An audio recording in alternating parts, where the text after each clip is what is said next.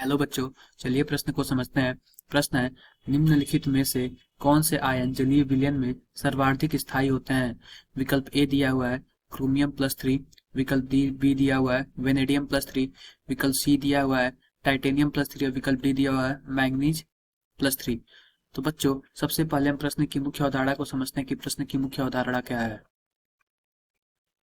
मुख्य अवधारणा, तो हम इस मुख्य अवधारणा में हम यह देखेंगे कि जो संक्रमण तत्व होते हैं यानी जो डी ब्लॉक के तत्व होते हैं, हम लिख देते हैं यहाँ पे संक्रमण तत्व।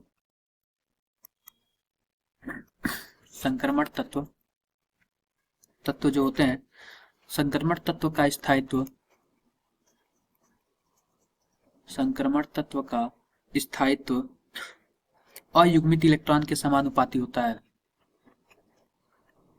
अयुग्मित इलेक्ट्रॉन के समानुपाती होता है। इलेक्ट्रॉन के समानुपाती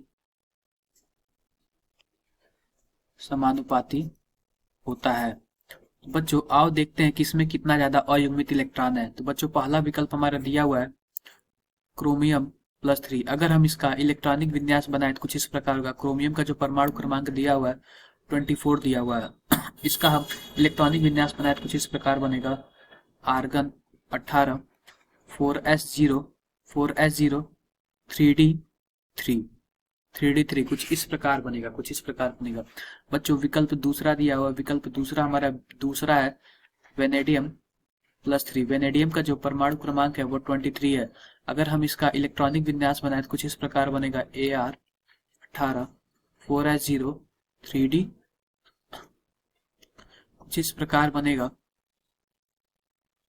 3d2 होगा। विकल्प तीसरे की बात करें तो उसमें है टाइटेनियम 3+। टाइटेनियम की अगर हम बात करें तो टाइटेनियम का जो परमाणु क्रमांक 22 दिया हुआ है। अगर हम इसका इलेक्ट्रॉनिक विन्यास बनाए तो कुछ इस प्रकार बनेगा। Ar18 4s0 3d1।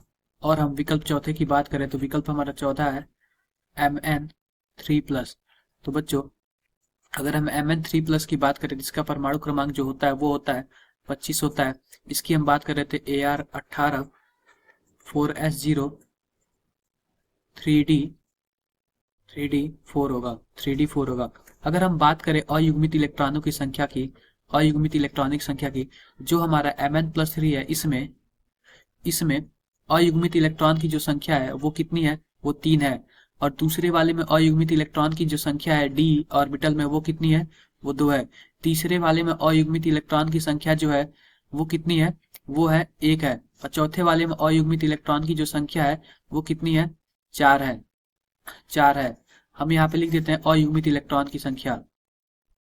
अयुग्मित इलेक्ट्रॉन की संख्या,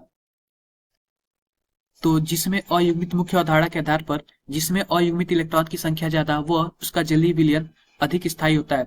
तो बच्चों जो हमारा मैंगनीज+3 है यानी कि जो हमारा Mn+3 है, इसमें अयुग्मित इलेक्ट्रॉन की संख्या 4 है। यानी इसलिए यह हमारा सर्वाधिक स्थायी संक्रमण तत्व होगा। तो विकल्प डी हमारा सही होगा। तो बच्चों आशा करते हैं कि आपको मुख्य अवधारणा के आधार पर प्रश्न समझ आया होगा। धन्यवाद।